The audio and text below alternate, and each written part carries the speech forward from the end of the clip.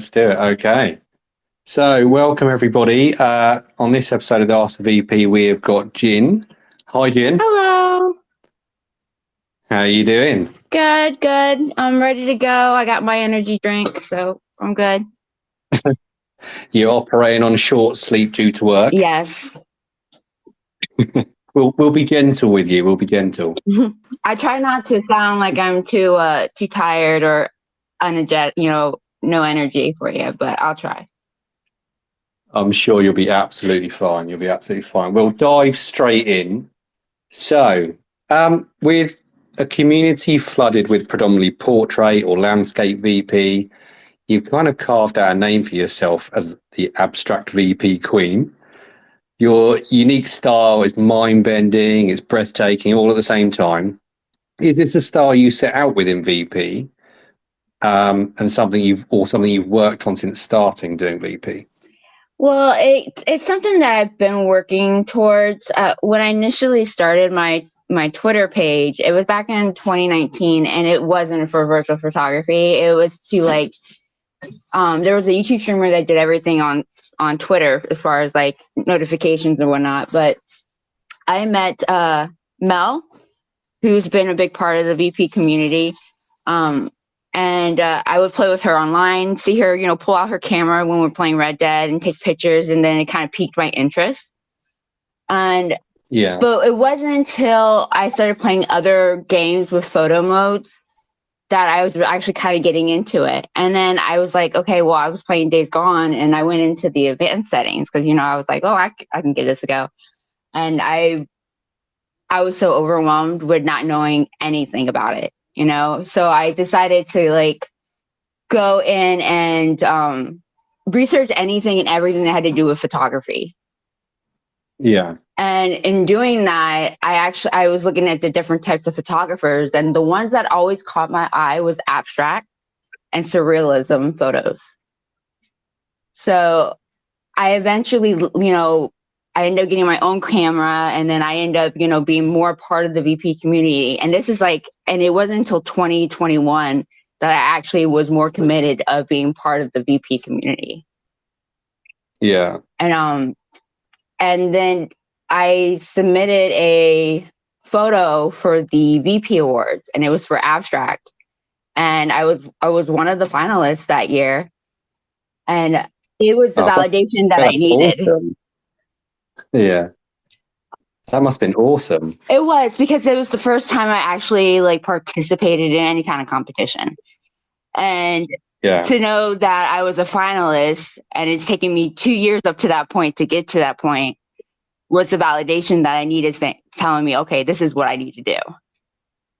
Yeah. And do you find that all of that outside learning on the actual art of photography helped you in your VP? Is invaluable really in how you progress with your VP? Absolutely, because it gave me a basic understanding about the camera tools, or just little things about composition.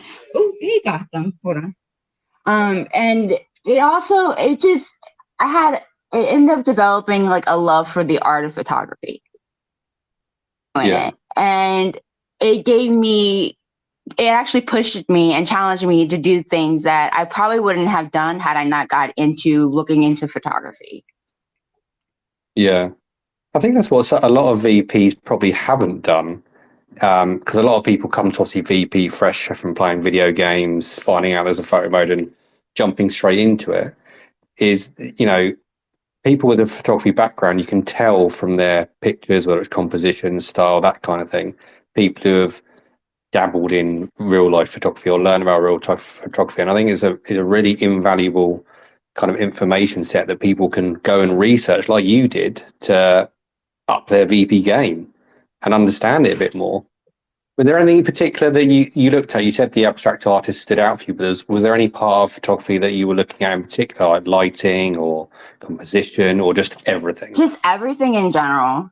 I would spend time, I would go on YouTube and YouTube videos about photography, about camera tools, about editing on specific apps that I use. I just anything and everything that had to do with it. Yeah. because I went into it not knowing nothing, and then when I went playing around with advanced settings and really not knowing nothing, Mm. it really got me going to like, okay, I need to kind of, if I'm going to take this a little bit serious and become making it my hobby that I want to spend my time with, I need to Yeah. go, at least know the basics.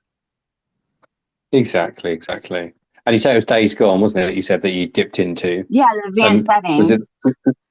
Yeah, the advanced settings literally are so overwhelming, aren't you? Because you don't know what anything does to change or anything like that. It's a really good photo mode. Yeah, I was like, gamma? What's this red, blue, green?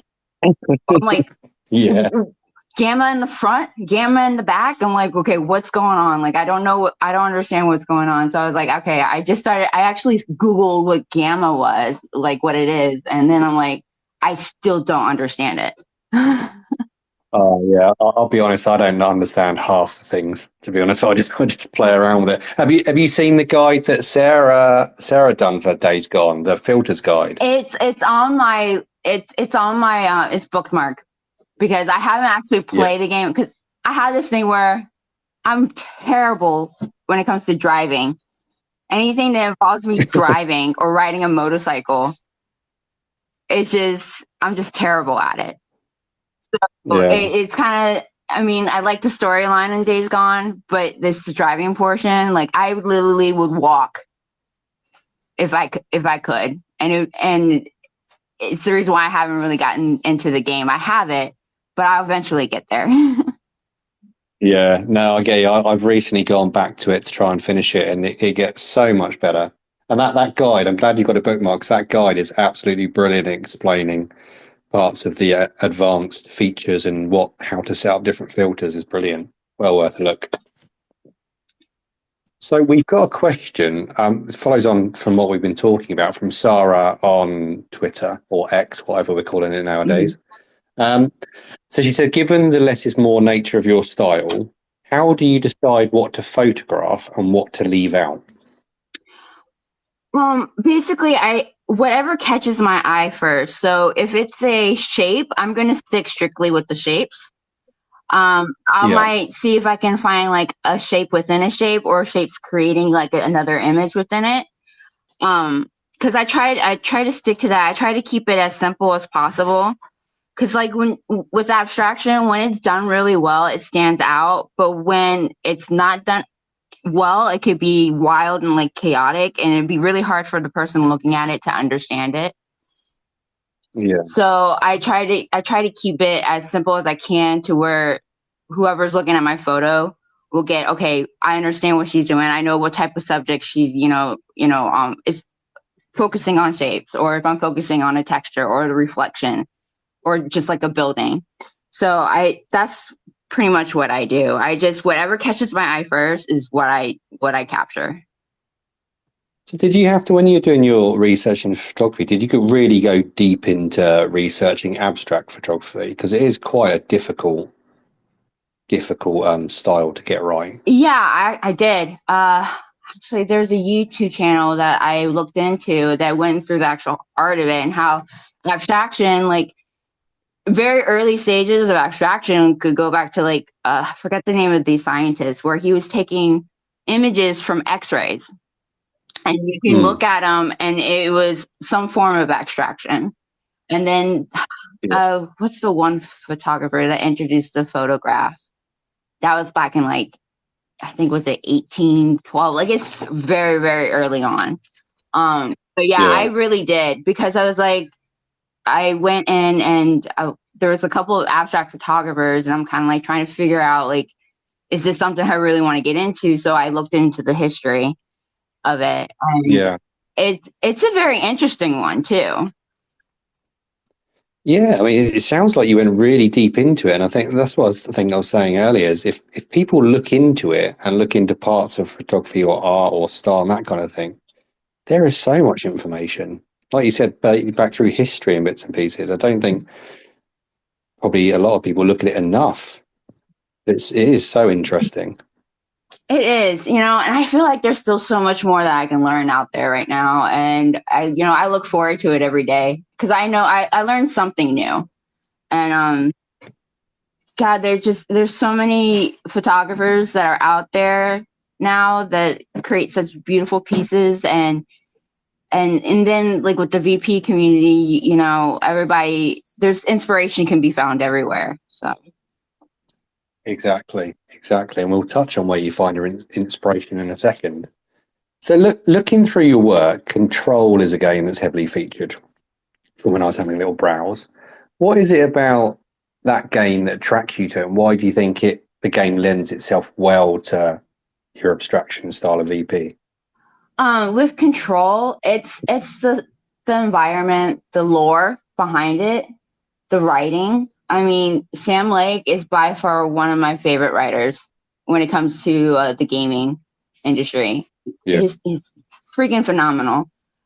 Like everything about that game, I can find some type of inspiration from. Every room is different. I mean, the oldest house is strange and mysterious place to be in. So, and I love every time I go to play that game, no matter how many times I play that game, I can always look forward to my playthrough because I'm looking at it at a different lens. Exactly. And there's so many different shapes in that game, isn't there? Oh, yeah. Yeah.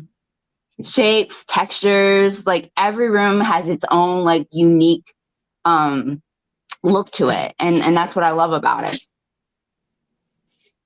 And it's so simple as well, isn't it? It's not overly, like you're saying about earlier, it's not overly chaotic. It's very simple how they've put it together with the shapes, the textures and things, but it just works so well. Right. That's what I love about it. And even with the photo mode that's a part of the game, I mean, it's a very simple photo mode, but because of the environment that the devs have created for this game, the different, the atmosphere, you can create some beautiful photos with the very limited photo mode that's there. Exactly. And that's credit to the game, isn't it? I mean, the game's, a reasonable age now, but within the community, the following of the game and the people who are dedicated to the game, it just shows the level of detail and the level of love that people have for that game. It's still carrying on. Mm-hmm. Yes. And like I give props because like 505 Games, and they've been very involved into the community as for the VP community. Posting by the end of the month the Fade and Friday on their website. So they're still showing love for the VP community, and I just see every day I see like a new person taking photos for Control come in, so it's pretty exciting to see. Definitely. And I think Barry set up Capture Control, didn't he? For the Control game as well. Yeah, he did. I think it was Barry. Yeah, it was Barry and Lily. And they started the Jesse January. And that's such a fun, theme to be doing for the whole month of January. And again, they're for Control. I mean, they're very much, they love it, and they always post something for, as far as in their web pages, representing the VP community, which that's why I really enjoy Remedy Entertainment and 505 Games. And like, I mean, they're just, the love that they show for us is amazing. It makes a difference, doesn't it, when you get a game studio or developer that buys into not just their game, but the community of people who play it as well. It does make such a difference. Oh, it does. It makes you even more excited to take captures for them, no matter how many times you play the game. It just makes you happy to do that for them, to show them that we do appreciate the hard work you guys have done to create such a fantastic game. And this is kind of like our love letter to them. And that's the thing. I mean, we were talking to Kevin from Bend last week. I think the studios really love that. And you can tell, like you're saying, when Cohen, Remedy and Control share the virtual photography from their account and things, you can see how much they love seeing how much that we love it. Yeah. Love it. So we've got another question from Sarah. saying that obviously you successfully incorporate your signature abstract style into every game you take VP in.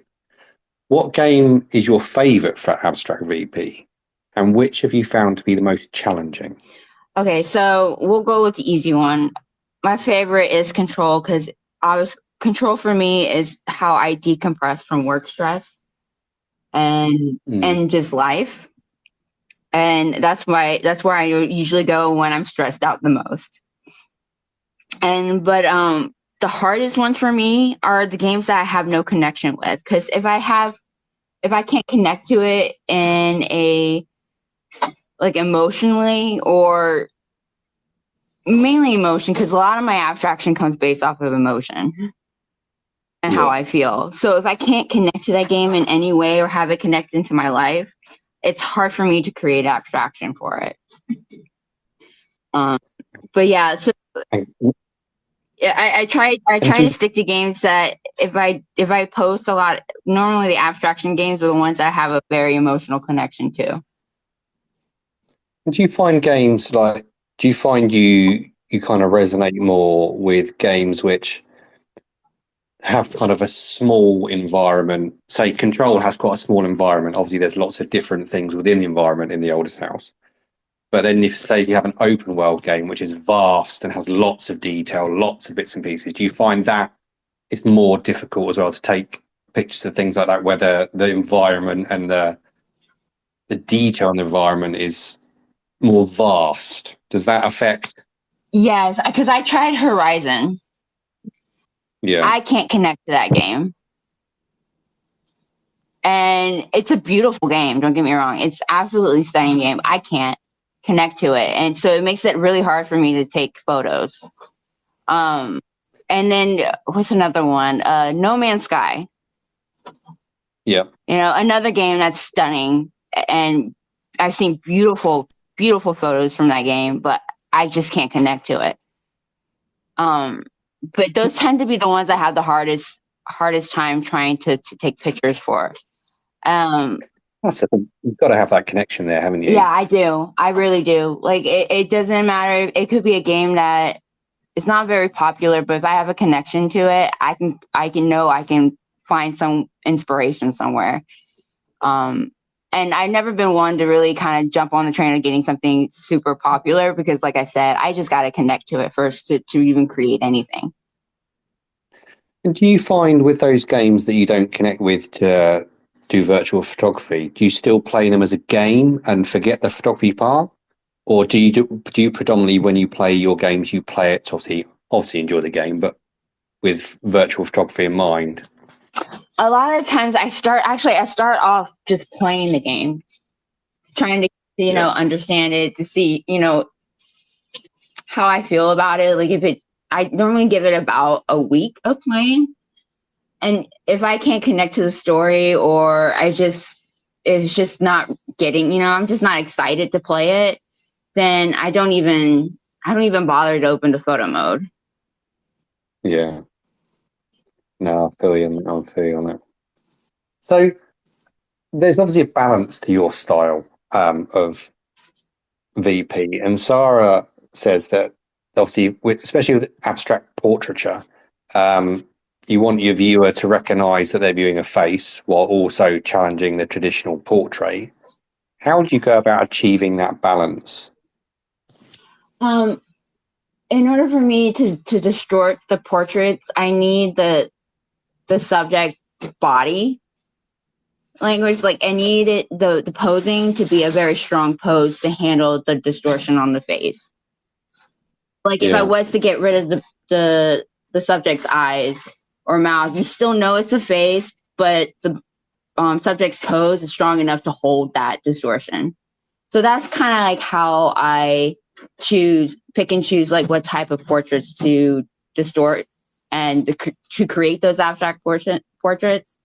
But yeah, it all depends on like how I have the character posed in the portrait for me to do it. So you have to have that kind of supporting foundation, don't you?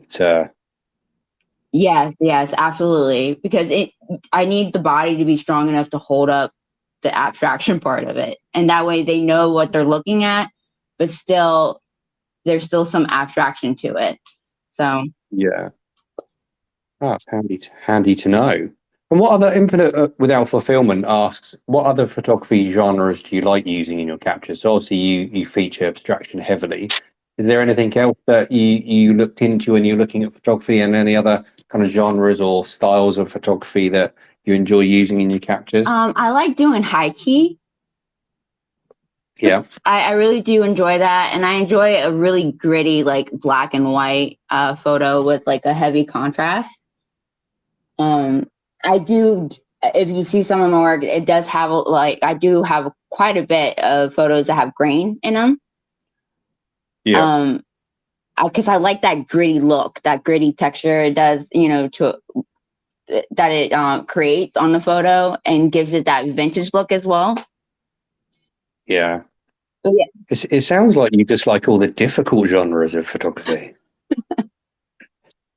I mean, high key is another difficult one to get right. Oh, it is, because it's like lighting. You got to make sure you have like the perfect lighting to create that high key, and then also within the photo mode itself. So if it has like a really good, like where you can adjust the exposure and the contrast and stuff like that, like for Ghost of Tsushima, you can get some really beautiful high key photos out of there. That's a great photo mode, that has. Yes. Love that game. But I wanted to mention as well, obviously tying in with the abstract theme. In April, you did a very special VP project for Autism Awareness. Can you tell us a little bit more about what you did and how the idea came about? Yeah, absolutely. So it was like this year was my second year of doing it. I did do it last year, but I wasn't as involved with the project because at that time I was lacking the knowledge and I was still kind of learning about it. And what inspired me to create that project was my son. He has autism. So as his mother, I'm walking this path with him, and I just kind of wanted to bring to light autism and how it affects everyone. Because I know there's many out there that are experiencing like everything my son and I are experiencing, and they may be experiencing for themselves. But just to know that you're not alone, I was hoping to just bring some kind of comfort to someone. And I wanted to bring to light some of the knowledge I wish I had known or found sooner when I received my son's diagnosis. Because there's things that I could have done sooner to help him achieve better. The thing is that if you're going through it for the first time, there's not always directions of where to look, is there? No, it isn't. That's the thing. It's so overwhelming. If you're, because my daughter, she's not autistic, so going through this was a totally different experience than when I raised my daughter, and there was no real like direction that you can go to figure out how to do what. Like, who do you go to talk to get diagnosis? Oh, well, you need to get a diagnosis. Or, well, okay, well, who do I talk to for that? So finding out all this stuff online, talking to doctors, it was just so overwhelming. And that's why I wanted to bring to light some of the knowledges or some of the signs that you would see with somebody who is on the spectrum. Because had I known these things a little bit sooner, I would have helped me a lot. It would have helped me a lot. And it would have been a little less stress on me trying to, get the things that my son needed at the time. And I'm sure what the project you put together has helped loads of people with that awareness. I think that's the thing, the awareness is key. And what this stood out for me with this is that we all do our virtual photography, we all take our pictures, share our pictures, but to take that art and that medium and use it for something like this is amazing, absolutely amazing. And even if it helps one person, it's done its job, hasn't it? Yes, absolutely. Even if I reach just one person, I would be happy. And if others wanted to participate, because this is something I'm planning on doing every year until VP no longer exists on X. So I plan Yeah. on doing it every year, and like I said, every year I'm learning something completely new, and I just, I look forward to, this journey I have with my son, and I'm just the sidekick in his little journey, so I'm just there to help him along the way, and if I can bring that awareness through virtual photography, you know it's my way of contributing and helping him. And that's great. I mean, let's have a chat about, because I'm sure I can have a chat with Jack. We've got a projects part in the magazine. I'm sure we can have a little chat about how we can help support it, or how we can get involved, or other people can get involved. We'll have a chat about it. Oh, that's amazing. And the more people who can help spread awareness for things like this, the better. So yeah, let's definitely have a chat about that offline and see what we can help with. All right, yeah, So we awesome. no problem at all. No problem at all. We touched on earlier when we were chatting, you said about there's inspiration everywhere within the community. So where is it you find a majority of your inspiration for virtual photography? Is it the artists you look at with your photography, looking for information bits and pieces? Is it other virtual photographers? Where do you find your inspiration? um it's like all over the place. Like, I could watch a movie and feel inspired by something that happens within the movie. Music, live. Sometimes and when I say about Sam Lake being such a fantastic writer, like, and specifically with Control, there's these little quotes and phrases, like you'll hear like the hiss incantation throughout the game. Mm. I'm like, okay, I'll take this sentence and I want to create an image based off of this sentence. So I'll challenge myself that way. Another thing I like doing is I look at different type of photographers, and there's been a few abstract photographers that I'm like, okay, I really enjoy their work. How can I do this in photo mode in a game? Mm. And I go and I challenge myself and see if I can achieve that look in the game. And sometimes it could just be based on like how I'm feeling. Like when I say with Control, how it decompressed from stress. An example of like on my page, what the photos I have pinned are all based on mental health. And that day that I made those photos, it was a rough night because we had a pediatric flight, and the kid was for suicide, and they succeeded, but it was a rough night because it was just nothing but mental health issues all throughout the night. So it inspired me to create that set. What I love about what you're saying is how much of you goes into your VP. So many people are hooked on getting likes and putting stuff out there for people just to look at, but everything from you goes into your art. Exactly. I mean, for me to feel like I commit as much time as I do with virtual photography, I want to make sure that anything I put out on my page represents me. And regardless of what the stats tell me, when I look at that photo, when I open up my page, I'm like, damn, that's a really good photo. And it represents me 100%. And plus the style that I do, it's not for everybody. It's an acquired taste. So I don't have that expectations of I want to see so many likes and retweets.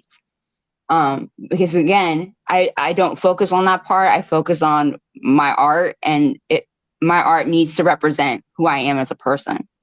And that's why I spend so much time, especially with the abstraction, because it represents me. It's my way of expressing how I feel. And you can tell that from looking at your work, every single piece of your work, just scrolling through your profile, you can tell that is how you think about it and how you want that to come across. It just shows in bucket loads. So you're well and truly achieving that. They always look like they have so much feeling, and it's absolutely brilliant. And I think more people should be like that. There's so much focus on numbers. We do this because we enjoy it. We do it because we want to connect with people. Just if you put your feeling in it, it comes across, doesn't it? It comes across. What I'm basically trying to say is more people need to be like you. But and sometimes, not all my stuff is kind of like sad, but I mean, when I feel like I'm kind of burnt out, I tend to be more lighthearted with my photos. So like, I'll do like really random, probably, I don't know, it seems like it's dumb, but like with Cyberpunk, I did, and I call them VP art projects because I do a Yeah, lot of heavy editing to them. It's not necessarily like photography. So like with yeah, Cyberpunk, they have the tarot cards. So what I did was I created the tarot cards using only my photos that I took. I yeah. recreated them. And then like with Ghost of Tsushima, I mean, I did a few VP art projects. Like I did pop art animal butts. Like I literally went around just photographing all the animals' butts. Oh, that's brilliant. And then like I did like, a play on like the wiki how. Yeah. So I did an Iki how from the DLC, and it was basically how to put a band together, and I used the Mongols. And then like I did those retro like sci-fi horror posters, and I did like Attack of the 50-Foot Mongolian. So like whenever I need something to kind of like give me a break from taking actual photos, I kind of do like an art project. Or I kind of, I look into like different type of photographers and see if I recreate, their work into photo mode. So like I know there's all these things that I can do just to kind of like break down so I don't feel so overwhelmed that I need to post something right away or every day. It's a good way to think about it, though. A lot of people think about, I need a picture to post, I need a picture to post, but doing it in kind of a project form, yeah, it makes more sense, doesn't it? It is a project, so you don't have to post all the time. You're putting a project together. Exactly. It gives me time. I can enjoy the game. I can make it as silly as I want to or as serious as I want to, but it gives me time to like slow down. And I'm getting so many hints and tips from you on this interview. happy to Brilliant. help. Absolutely brilliant. But the thing is, I think what the interesting thing about talking to you about your abstraction is because it is more of a niche style. Not a lot of people know how to do it. Not a lot of people understand it enough to be able to do it. So it's really interesting hearing how you go about it, whether it's your feelings, whether it's your projects, that kind of thing. It's really interesting to hear about a genre that not many people get involved in. So it'd be good for other people to maybe experiment with it, give it a go. Oh yeah, I mean, push yourself as creatively as possible because you never know how far you can go, and don't be afraid to post it because honestly, when I do comment on photos, it's because especially if I notice it's something that's outside your box, like I don't typically see you post that type of photo. And Mm, I would actually say something and I'll make a comment because I can see you actively trying to be as more creative with your shot and think more outside your wheelhouse. And I want you to know I notice it. Because sometimes you just need that little push or you need a little cheer corner, to give you that confidence to post something that you typically wouldn't post. And exactly. yeah, And likes don't always do that, do they? The comment sometimes means more than a like because people actually noticed it that much that they will leave a comment for you. That kind of means more than 100, 200 likes, doesn't it? The fact that someone's taken the time to comment on it. right. And I always tell I always say, it's about quality, not quantity. Exactly. Just because you have a photo that's out there and it's getting the stats that you like doesn't necessarily mean it's the best photo. Yeah. No, I hear you on that one. There's several things. I see things on my feed and they've got thousands of likes. And yeah, I mean, when you look at how much work goes into your work or other people we've spoken to, the thought that goes into it, you do sometimes wonder how they get those many likes. And what's the difference between getting 1,000 likes or getting 10 likes and someone commenting because you have tried something out of the box, like you've said, Mm-hmm. just means so much more. Definitely means so much more. Mm-hmm. So we talked about Control. We touched on Days Gone and Ghost of Tsushima. What other games are your favorite games to play and capture? Guardians of the Galaxy. It's an awesome game. It is. The story is fantastic. It hit me in the feels as a parent. Yeah. That's what got me with that game, was how it made me feel as a parent playing it. And, you know, like when you see the Star-Lord's, Drax, and Nikki's promise, how actually pretty sad it was. And, oh, it's making me about to get all teary-eyed talking about it.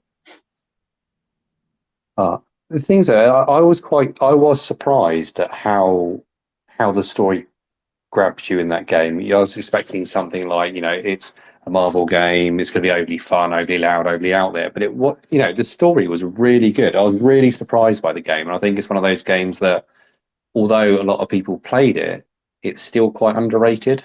Oh, absolutely, absolutely.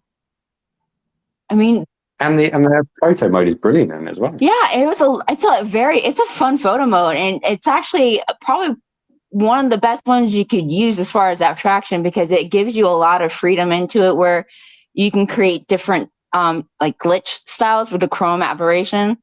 And then also they do like a VHS where you can make it look like a distorted VHS tape. So it does, and then you can do like the negative filters. So like it's a fun photo mode to use. And it's a really colourful game, isn't it? It's colourful, it's bright. Again, various different shapes, especially the environments and bits and pieces. So again, probably lends itself well to, like you're saying, abstraction. Oh yeah, absolutely. Especially when you go to nowhere. The different shapes you see in that section of the game, it's like everywhere you turn, there's something you can take a picture of. And another thing, and when I talk about like photographers that kind of inspired me as far as abstraction, like Carla Kolowatz and Mori Japanese guy, Mori Daiyama, I think that's it. Hold on. Yeah. They do a lot of street photography, but they do like an abstraction, and then they use like a grainy, heavy black and white with heavy contrast. Yeah. So I did a photo in nowhere just based off of their specific style, and it's probably my favorite photo I've ever taken out of that game. And you can, when you look at it, you can't even tell it's from that game. That's the beauty of the abstraction, isn't it? Sometimes is that you like the picture, you know what it is, but you can't tell where it's from. Mm-hmm. Like you can't even tell if it's a real life photo or if it is actually from a game itself, and that's what I loved about it. And you have to reshare it. Oh yeah, I'll do that. I'll reshare it again. But it's one of my favorites that I've taken in the game. But yeah, it's a phenomenal game to play. The voice acting, the actors that play Star-Lord, John McLaren, and like Rocket, Alex Weiner. I mean, those phenomenal acting. It was brilliant, wasn't it?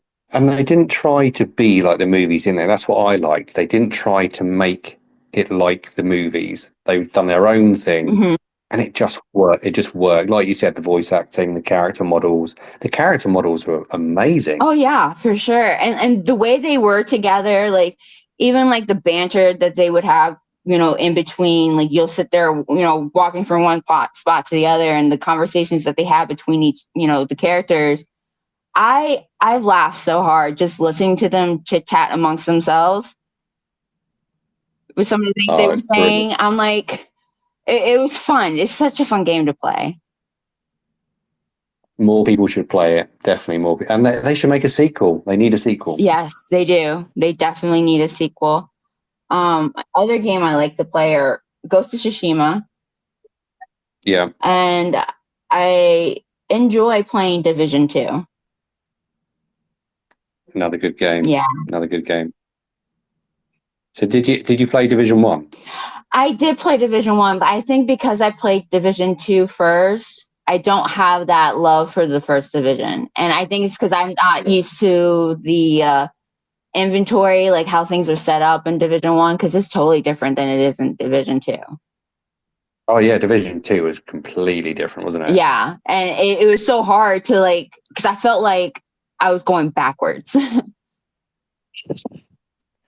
But again, you know, a game like not Distraction, can't get my words out now. Division 2, that's very street based. So did you find yourself kind of like being inspired by the artist you were talking about earlier with doing street photography in that rather than more shape abstraction? Oh yes, like the oil spills on the floor, on the ground, in certain parts of the map in Division 2, like I would take photos of. The architecture, So the what? buildings. I mean, there's abstraction everywhere. The trash on the ground, even, you know. Yeah, I did a lot. I have a lot too, and I still I have quite a bit that I haven't even posted that I've taken pictures of. You got a nice archive to draw from. Yes.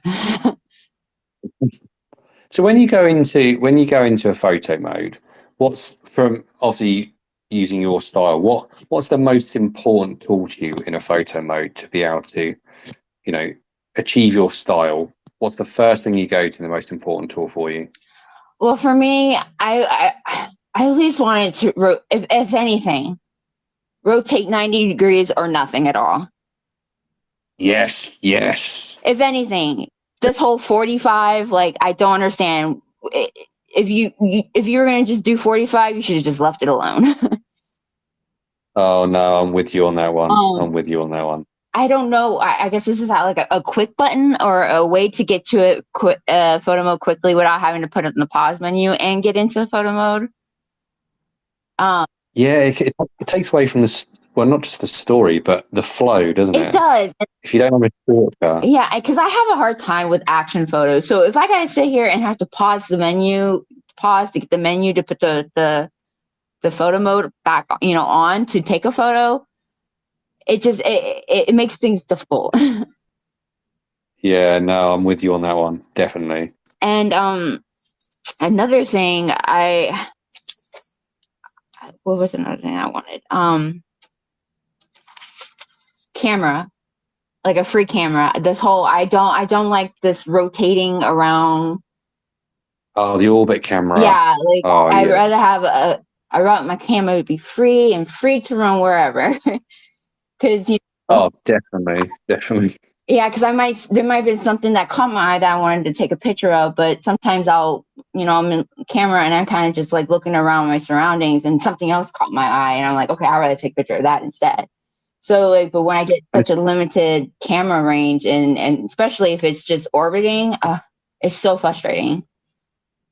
Oh, it is, and you said it there, camera range as well. Games that have really short camera ranges. I'm not going to mention. Well, we'll mention God of War. Yeah, no, short camera ranges are horrible, absolutely horrible. Final Fantasy 16, probably the last game I played, which has got such a horribly short camera range. It's got a zoom. It's got a zoom and zoom in and zoom out, but you get so much distortion from zooming in and out. Mm-hmm. It just needs more camera range. Right.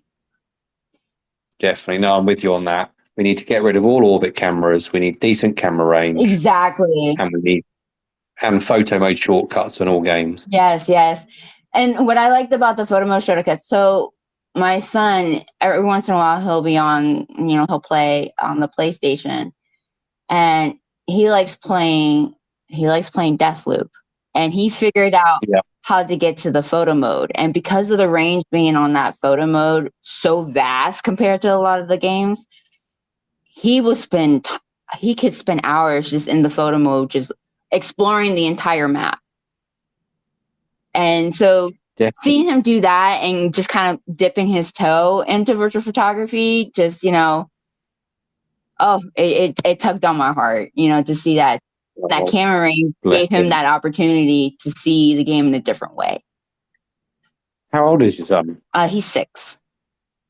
Oh, bless him. I've got a 7-year-old. I haven't introduced her to video games yet. Yeah, he's 6. He loves God of War is his favorite. He loves Kratos. Bless him. Everybody loves Kratos, doesn't He's just like his mama. Yeah, no, the range in Deathloop was absolutely amazing. And the good thing about photo modes that have a decent camera range is if you're finding something difficult in the game, you just go into the photo mode and you can have a look around. Exactly. Find out where the enemies are, find out where you need to go. Absolutely brilliant. Yeah, and sometimes with photo modes, I kind of like not necessarily use it for pictures. Sometimes I love lore behind video games. So sometimes I kind of want to go into photo mode to see if I catch something that I wouldn't catch if I was just walking through the game. So like if I see like something hanging on the wall that, you know, it's not a collectible for you to take, but it's just there and you can kind of read it. I like to jump into photo mode and like look at things that are technically just sitting there. So to see if I catch any kind of secret Easter eggs or whatever. But yeah. And especially with the detail in game environments nowadays, there's so much information or stuff you can miss, isn't there? Oh yeah. Because you're too busy going through the game. But if you take the time to look at it, the detail, like you're saying, if you know, it could be a picture on the wall, it could be a plaque with writing on it, anything. There's so much detail. And I guarantee we miss most of it. Oh yeah, and that's what I love about the photo modes, because it gives me the opportunity to kind of slow down and take a look. And I do that a lot with games that I really enjoy playing and I enjoy the storyline. So I'll spend a lot more time exploring. Definitely going to do that a lot more rather than just taking photos. Definitely do that again. So you touched on earlier when you're on about your abstraction about editing. So do you post-edit your shots? If so, what do you use? And it kind of ties in with a question from Infinite Without Fulfillment is how much of the abstraction do you add into a shot in post-editing? And do you prefer to do that or do you try to avoid it? Well, it depends on what I'm creating. So like for the distorted portraits, the abstract portraits, those are the ones that tend to be the most heaviest of editing. I do everything on my phone. So if B's listening, Miss Bianca, I do everything on my phone. I do not use a computer. Me too. So I utilize Lightroom and Snapseed, and I have a glitch app that I use to create the distorted portraits. With the portraits, I only edit it in that glitch app because I find if I start editing in Lightroom or Snapseed, then I edit in that app, it tends to downgrade the quality of the photo. So I just try to limit the amount of editing on that photo. I just edit everything into that glitch app. And what's that glitch app? It's called Glitch. Oh, okay. I'll keep a lookout for it. Yeah, it's called Glitch. And yeah, I'm pretty sure it's in the Google Android marketplace for Google. I'm pretty sure it's in Apple store, Apple apps. So, but it's called Glitch. Well, I definitely have to have a look at that because the only app that I've used, which I've used some of the glitch effects, was an app called Lumi, which had only a very select few glitch filters, but they worked really well. But I'll have to look for that app. Yeah, it's called Glitch. I do also have Lumi. If I use Lumi, it's more if I'm trying to create that intentional camera movement, like look, the blurry look. Yeah, I do utilize Lumi for that because they have the best as far as it comes to using the motion blur. Definitely. Definitely. And if I do that, I would use Lumi. That's one app you made me remind myself that I even have it. I just find it so much easier to use the apps on a phone rather than doing it on a PC. It just, you can edit within a couple of minutes, dropping in and out of your apps. It's so easy to do. Yeah, I mean, we do everything off our phones anyways. We're scrolling through social media on our phones, texting, everything's done on our phones because it's like within hand's reach, with arm's reach. So, having to pull out the computer, having to get it started up and do something, sometimes it seems more of a hassle. Exactly, and the power of the tools in these mobile apps is immense, isn't it? There was a time when you didn't have apps like that to have the powerful tools on your phone, but I'm amazed by what Lightroom can do on my phone. Yeah, and if the only time I ever use my Lightroom or my Snapseed, I like the way they use their overlay feature on Snapseed. Yeah. But with like Lightroom, the only time I ever really use those editing apps, it's like, say if I'm in photo mode on the game, I got it the way I want it to look, exposure, contrast, everything looks good. But then when I go and transfer it from my flash drive into my phone, it's off a little bit. So I will go into those apps just to kind of make the adjustments so I can get it back to the way I liked it, originally. Definitely. And that's the most annoying thing, isn't it? When you get something all lined up on your TV, it looks awesome. Then you download it to the app or you transfer it with your flash drive and you're like, it doesn't look the same. Yeah. So frustrating. Yeah. And it's frustrating because now I got to sit there and figure out how I need to adjust it on my phone. And I'm like, man, if I put this on my screen, I wonder how it will look. Exactly. And plus everybody, on their phones has their phones calibrated differently, whether they have vivid colors on, vivid colors off, brightness, dark mode, all that kind of stuff. It all affects how people see your image, doesn't it? Yes. I find that the most with if you're using an app, let's say X, for instance, if you've got light mode or dark mode on, the difference it can make having a dark background or a light background to your picture it's silly, absolutely silly. It makes such a difference. It does, and I just hope that when I do post that it looks good on everyone's phone. like I can tell you they do look awesome. Thank you. So we talked about the games you like playing. Which upcoming games this year are you looking forward to playing and capturing? I'm going to hazard a guess that one might be Alan Wake 2. It's 1000% Alan Wake 2.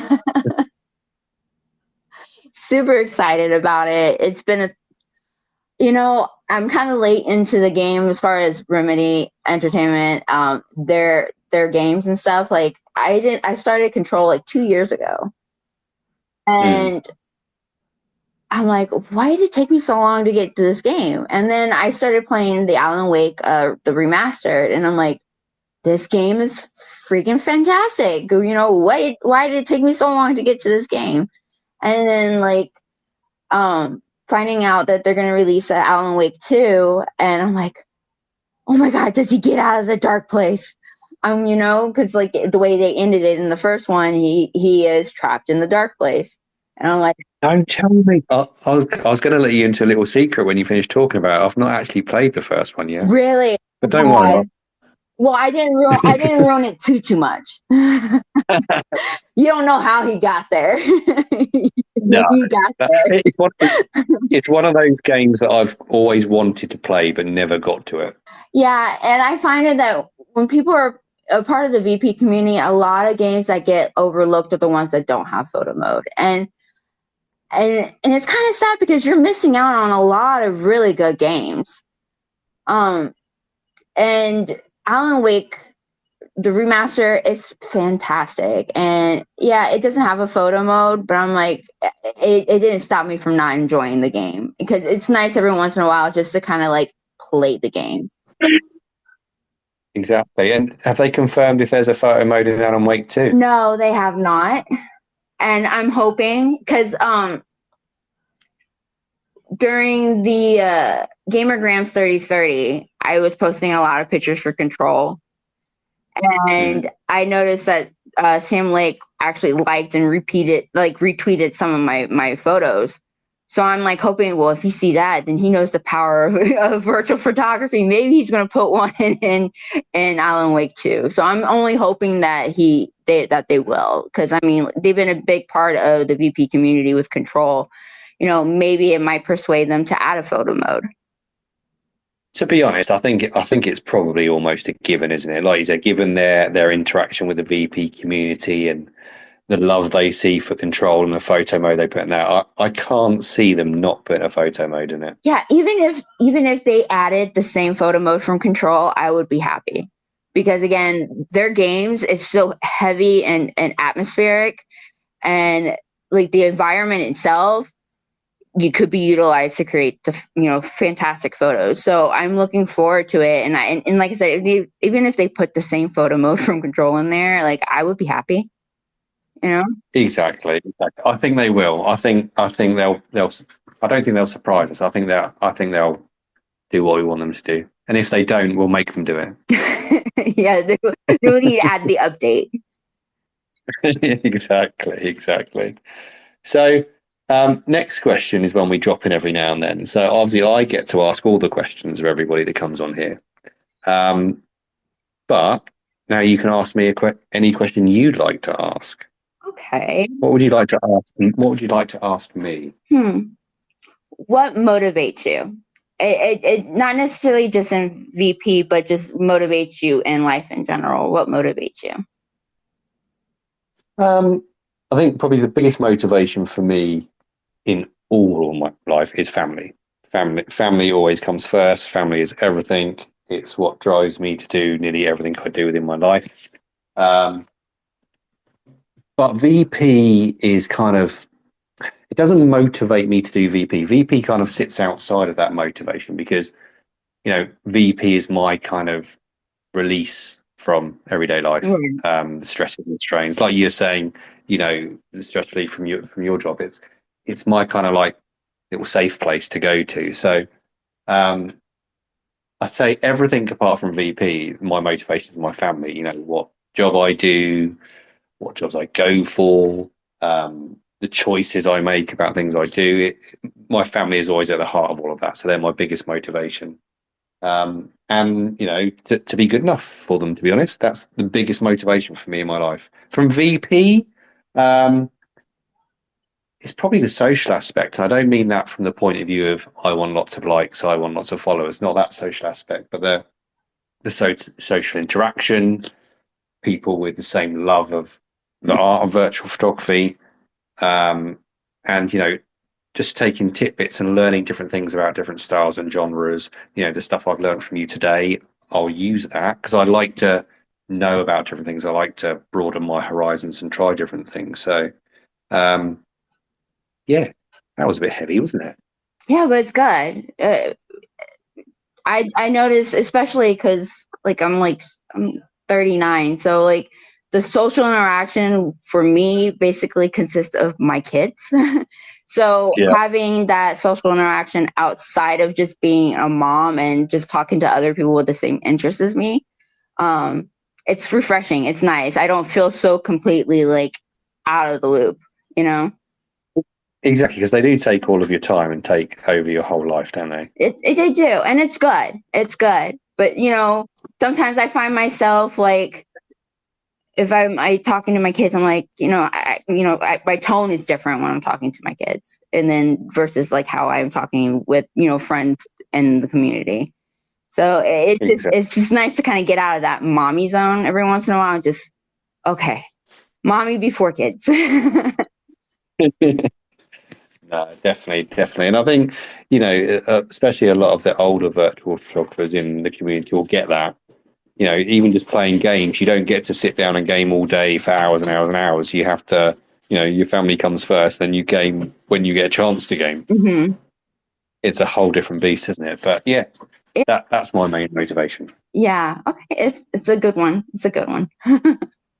It's probably the best one, isn't it? It's the best motivation. It is. Especially if and family is a good motivation for anyone, because when you have a strong family background,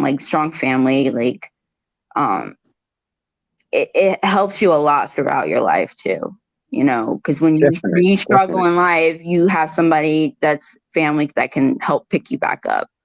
So it's nice to have that. Definitely. So let's find out a little bit more about you. So besides VP, what other hobbies or interests do you have when you're not looking after helicopters flying around? Actually, I've been getting back to weightlifting. So I didn't expect that one. I didn't expect that. Yeah, because I used to like work out, go to the gym, lift like before I had my son. And then after I had my son, I got in a car accident and really messed up my back. So I wasn't able to like go straight away back to the gym. So I just, for about a month now, I've been getting back into lifting. So yeah, it's another way that I release some stress. Like, you know, I go to the gym like maybe 3-4 times a week to just kind of work out, lift weights, and see if I can get back to my pre-baby self. Oh yeah, no, that's the other thing, isn't it? When you start to get old and you've got kids, is because they come first, you come second. So things like exercise and all that kind of stuff just comes trying to fit it in. Yeah, it's horrendous. Yeah, because you know you're exhausted by the end of the day once you've done everything you're supposed you do throughout the day to take care of the family. So you're like, oh, I'm too tired to work out. But like now I'm like, okay, I need to actually start focusing on myself and health and everything. So I don't want to let myself go, and going outside and actually being outside and being active does help a lot mental health wise too. Because when you take care of your physical self, you can spend time to take care of yourself mentally as well. And you know, another thing I like doing is outside of VP, I got into photography too. So sometimes I'll go for walks and I do like little photography like challenges. So I'll pick like a idea or a theme or whatever, and on my walk I'll just start randomly taking pictures on my phone. So I kind of mix the two things that I love doing. Brilliant. And I think a lot of virtual photographers would actually love and benefit from doing in real life photography. Definitely, there's so much out there. In the games, we're kind of restricted, aren't we? As much as we're given the freedom within the game world, we're restricted. There's so much out there and so much beauty out in the real world. I think sometimes we forget about it, don't we? So that's brilliant that you do that. Yeah, like you'll be surprised how far you've walked when you've been spending most of your time taking pictures. You know, Definitely. You don't even pay attention to the walk necessarily. You're just too busy looking for your next photo, and you know, and testing out certain things here and there. And because I'll go to some kind of nature. I'll go to a state park and just walk the trails and just take photos. And next thing you know, it's been like an hour and a half, 2 hours. You know, and I don't even realize it because I've been so involved in taking pictures. And then with photography, like ever since I got into photography, I see movies and music videos totally in a different light now because I understand it better. And with cinematography now, like I understand, okay, why this cinematographer did his shot this way for this movie or whatever. So like I see things differently. So it's refreshing when you actually like make take the chance to actually get to really know or understand photography just in the bare minimum. Definitely, and that's definitely something which everybody should do, is at least look into the basics of photography, because it will help so much. Definitely help so much. So let's talk movies. What's the one film you've watched the most and could watch 1,000,000 times more? Predator. I love Predator. I love the lore for Predator. I was even Predator for Halloween last year. And is the original your favorite? The original, yes. Predator 1 and 2 are probably the only two. Okay, I'll take it back. Prey was pretty good. Prey was awesome. I didn't expect that. That was actually really good. I didn't either, but it's such a gorgeous movie too. It was so atmospheric. It's just gorgeous. But overall, Predator, I've watched it so many times. But I also like to do that because of Alien, Predator and Alien. I like the lore behind that. And then I'm really big into Star Wars. And I've watched everything in order multiple times. And so, yeah, I'm pretty big on those 3 movies. So you're watching Ahsoka at the moment? What I do is I wait for it to group all up to the end of the season, and then I watch it. You binge it? Yeah, I binge it because it's so frustrating having to wait the next week for the next episode. Oh no, I get you. Yeah, no, definitely. So I'd rather just watch it all together. It's a good series so far. Yeah, I'm That's all I'm looking going for to say. I'm not saying anything else. And it. what about music? What sort of music do you listen to? Oh, well, my music taste is pretty much, it's all over the place. Like, I can listen to like country music, all the way to like new wave, like 80s, new wave, um and everything in between that. I mean, I listen to everything, pretty much everything and anything. And like depending on what I'm doing, like if I'm editing, I listen to a lot of trip hop. Yeah. And or like an indie like rock bands. But when I'm working out, I listen to a lot of like Wu Tang or like 90s rap music. So I'm all over the place. Oh, 90s music was brilliant. It was like 90s R&B. I mean, nothing says love like 90s R&B songs. Like it's just not the same anymore. Definitely not. We're sounding really old, aren't we? Nothing's the same anymore. It's better back in the old days. Oh, what? Yeah, for sure. Like nostalgia. I love it. Like, and now, even though like I grew up listening to all different types of music because my dad was pretty much the type of whatever he's listening to, I have to listen to. Whatever he's watching, Mhm. I have to watch. So like Yeah. I got a lot. I got to see and hear a lot of like things that were even before my time. So, and in all honesty, I'm not mad about it because it introduced me to a lot of really cool things. Um, had I not got the chance to. I think it's really good to have that open kind of like view on Hmm. music, even movies and bits and pieces. I think obviously some people prefer a certain genre. They can get kind of like tunneled to that genre, but there's so much good music out there. Hmm. If you like the sound of it, listen to it. I don't, that I think gone are the days when there were so many hang-ups about the kind of music you liked, and people people take the mick or anything about what you like. I think if you like listen to it, listen to it. I listen to such a wide range, like you.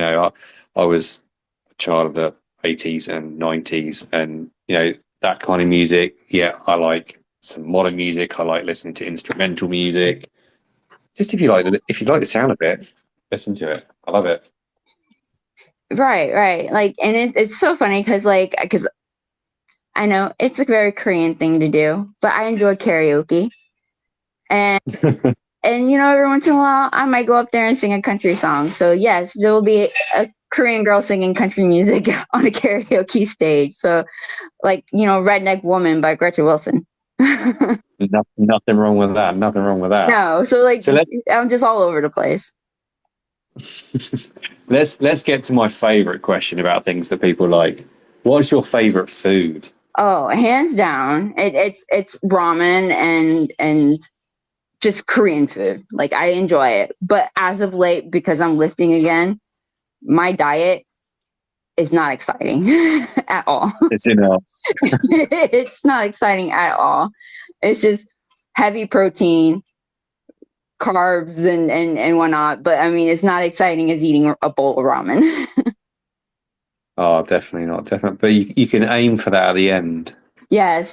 When I want to go and bulk up, when I'm not, because right now I'm at the stage where I'm trying to lose the weight while building muscle. So I gotta Mm. wait until I lose the weight before I can go to do the whole bulking up stage. So like now I'm like kind of like, I wish I could have a hot bowl of ramen.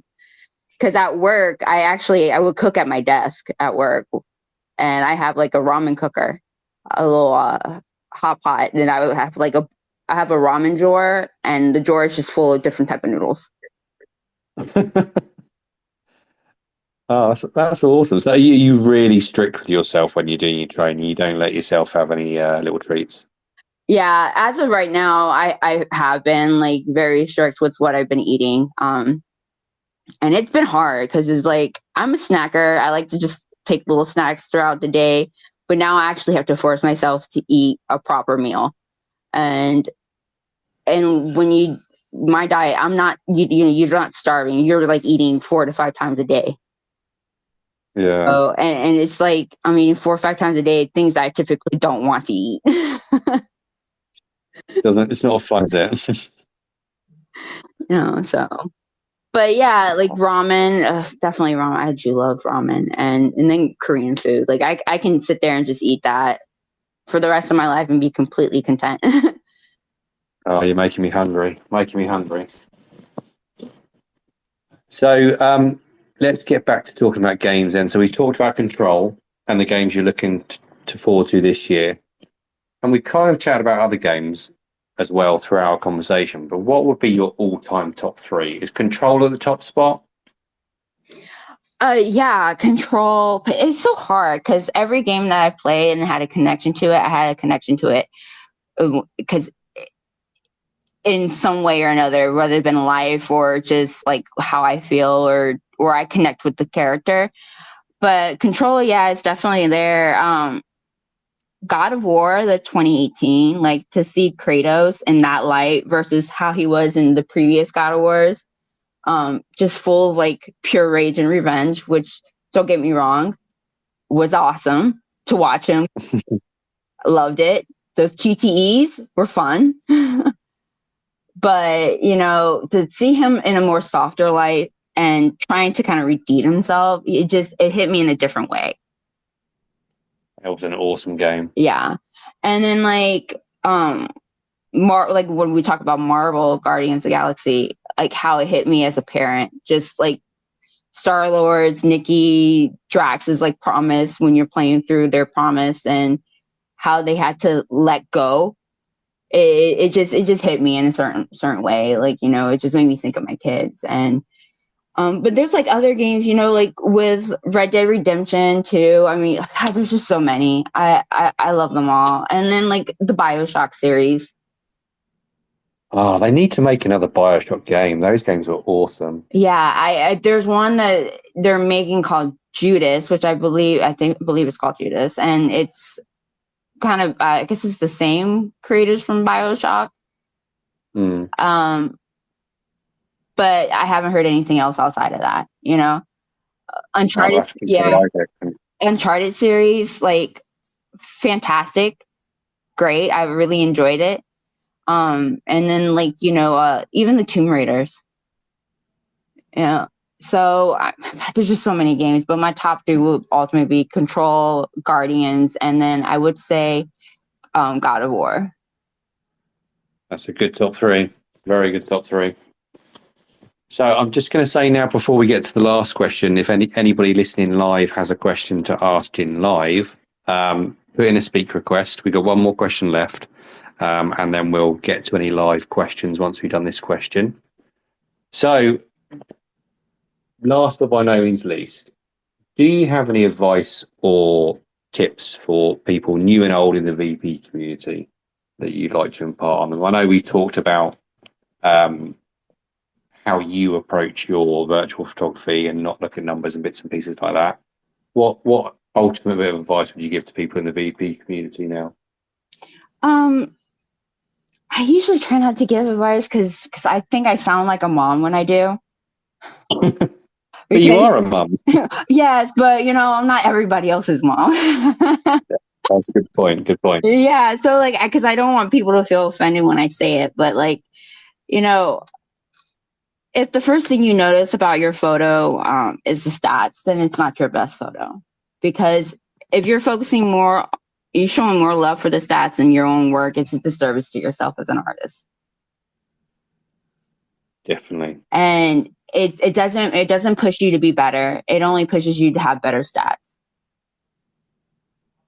And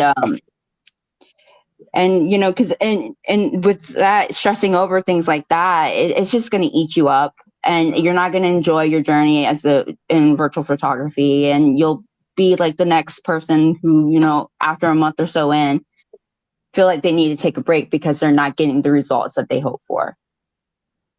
You know, and that's the thing. I think if you're in it for the right reasons, which, to be honest, we all love virtual photography. That's the reason we're in there. That should be ultimately the most important thing. You love your art, you love your craft, you love playing games. That should be enough. But I think the problem is where we share our work is a social network, and that always comes with its pitfalls, doesn't it? It does, and you know, we touched back on this. It's the validation, to feel validated. And another thing is nowadays it's the instant gratification. You know, for me, it took me 2 years to this point to actually figure out what it is that I wanted to do and what type of virtual photographer I wanted to be. It didn't come overnight. It took me 2 years. And a lot of the people that came before me, it took them a long time to become established.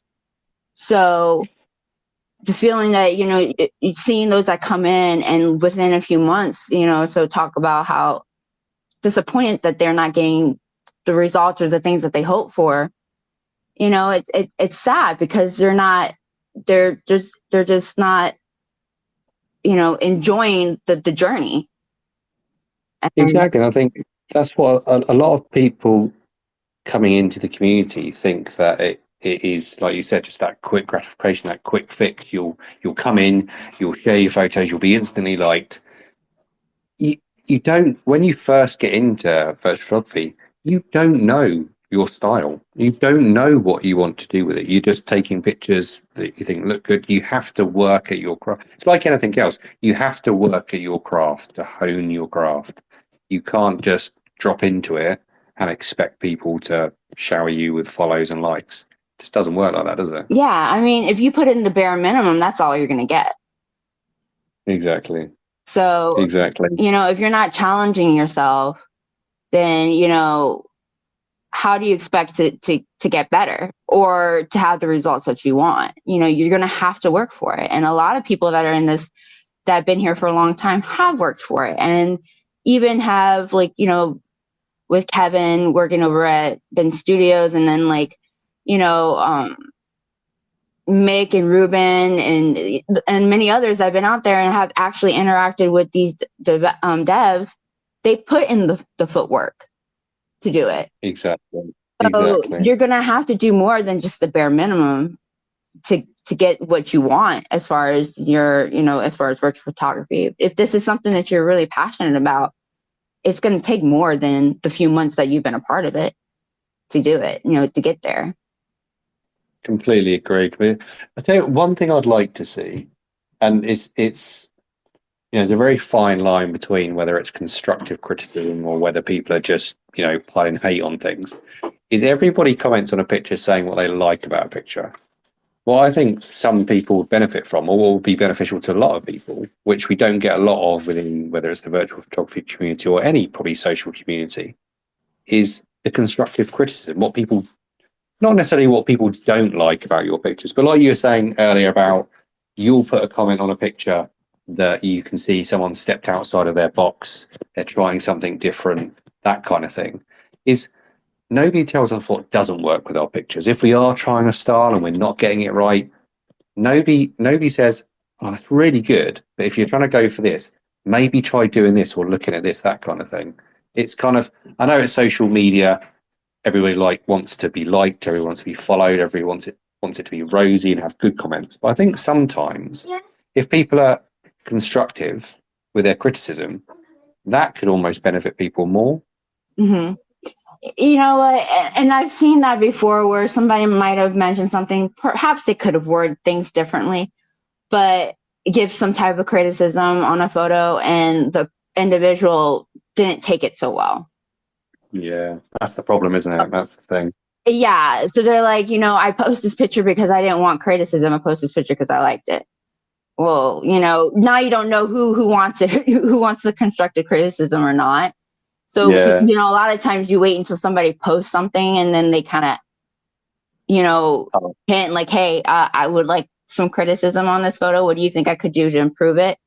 A lot of times, I mean, there's been times where people actually came and like sent me messages and asked for suggestions or what I could do with this photo.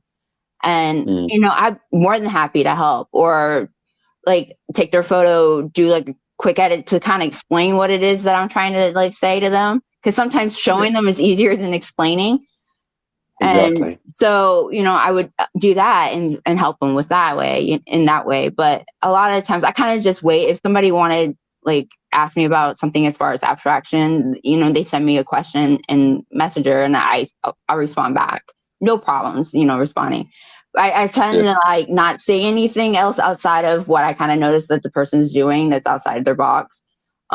Because I don't want them to take my criticism badly, you know? Yeah. I'd make them feel like it's unsolicited. So, Yeah, it's a hard one. Hard one. So we've got somebody waiting to ask you a question. So Cynthia would like to ask you a question. So let's get Cynthia on. Just to prove your request, Cynthia. Cynthia, can you hear us? Are you there? Hey. Yeah. Hey, Jen. How are you? Good. Finally waking up, but I'm good. Finally. I had my second cup of coffee during this, so I hear you. Yeah, so first of all, fantastic interview. And I really want to say that, I've just been a fan of your work for a long time. And my question is, it's not related to your work, but it's something I'm curious about. In your bio, it says helicopter whisperer. And I've just always been curious about that. But if it's something personal, please, don't feel pressured to share it. But it always intrigued me. What does that mean? Okay, helicopter whisperer. So I try to post like what I do for work without actually really posting what I do for work. I kind of have an idea. So let's see if I'm right. Yeah, so I do flight following for a medical helicopter. That's what I was thinking. Very cool. Yeah, so I talk on the radio. So I do flight following communications for medical helicopters for our program, and there's we have a total of 4 that service the whole state of Florida. That's it, huh? Yeah, that's the helicopter whispering part. That's kind of scary since, I'm also in Florida, but it's good to know that, hopefully I never need the service, but maybe you'd be helping if we ever did. If you do, and we're flying out there, you'll be in good hands. I believe it. Awesome. When are we gonna play Legends again? Oh Girls man, Night, I know. Yes, I remember Girls Night. Oh, that was so much fun. It was. Oh man, I just been so busy because the kids start school. Yes, and when the kids are at school, it's so hard to find time. Oh, I know. I get it. I really listened to your talk about your son, and I just want you to know that it touched me when you're making these projects and everything, and with the hope that maybe you'll reach at least one person. But I want you to know too that, there's people here for you as well, because we both share very similar struggles, and we're also in the same state. So personally, I understand about trying to find services and things like that and how difficult it can be. And just as you really touched on, finding out the information you need. You don't know where to go. There's no guidance out there for any of this. So it is really hard because we only want the best, the best outcome for our kids. Right. Yeah. It was one of the things that I had an issue with, was trying to figure out where do I begin and where do I start? And then not realizing that the wait list for a lot of these things are extremely long. So it took me almost a year and a half to get to him the things that he needed. Yeah, I know. It's sad. It's this is the state of things. Yeah. But yes, I hear you. I'm glad. It is comforting to know that there's others like us that are, in that boat, and that we're not by ourselves, that we have a community that can help each other out. And I'm just, that's why I did it. I want others to know that you're not alone. It's beautiful. And your son is still very, very young too. Mine's 11. So certain things will get easier. I just want you to know that, because, I remember it when my son was your son's age, just how different things were. Just by virtue of how young they are. So things will, some things will get better. I don't know how to put this because I'm struggling here with emotions as well. But. I know, because you're kind of getting a little choked. You get choked up about it, and it's just that, some days are fantastic. Some days are just not. Yeah, it's up and down. It is. It's really up and down. And then but every milestone that he reaches, no matter how small that milestone may be to somebody who is, neurotypical, it's a milestone nonetheless, and we celebrate every single one of them, no matter how late in the Yes. game it comes along. So yeah, I know. Exactly. And people with children who, don't have the same struggle, like being a parent is hard in general. So, I just don't want other people to feel like, I don't know the word I'm saying. I can't think right now. Sorry. Yeah, Yeah, no, I get you. I think it is a struggle. And I think the important thing here is like what Jin's doing is the awareness, get the awareness out there, whether it's autism or anything else that people have got going on. But also within our community, we're all here to talk to. So Yeah. we may not know or everybody know each other personally, or anything like that, but you make acquaintances, people who have similar interests, and I think we're all here if people do want to reach out to have a chat, to vent, or anything like that. Yes. for sure. Definitely. Anyway, I'm done now. No, thanks, Cynthia. Thanks for coming on. Of course. Thank you. So, Jin, we have come to the end of our little chat. Thanks so much for coming on. I've really loved that you really come into this, and it's come across that it's really personal for you, and that's what I really liked about this interview. To get to know you as a person, it's been really great. Definitely, let's get in touch and see if we can help do anything or have a chat around your project for next year. See how we can get involved or help with that. But it's been really great to talk to you. Really good, learn a lot about abstraction. I hope you've enjoyed it. Oh, I did. It was fun. It was fun. Now I'm like kind of cringing because I don't know how I sound over the phone. So I'm like, ugh. But anyway, You've sounded brilliant. Don't worry. You sounded absolutely brilliant. It's been really good to chat to you. Have a good rest of your day. Go and get some more sleep or another cup of coffee. for sure, for sure. All right. Thank you so And much for having me. no problem. We'll speak to you soon. Take care. Bye. Bye.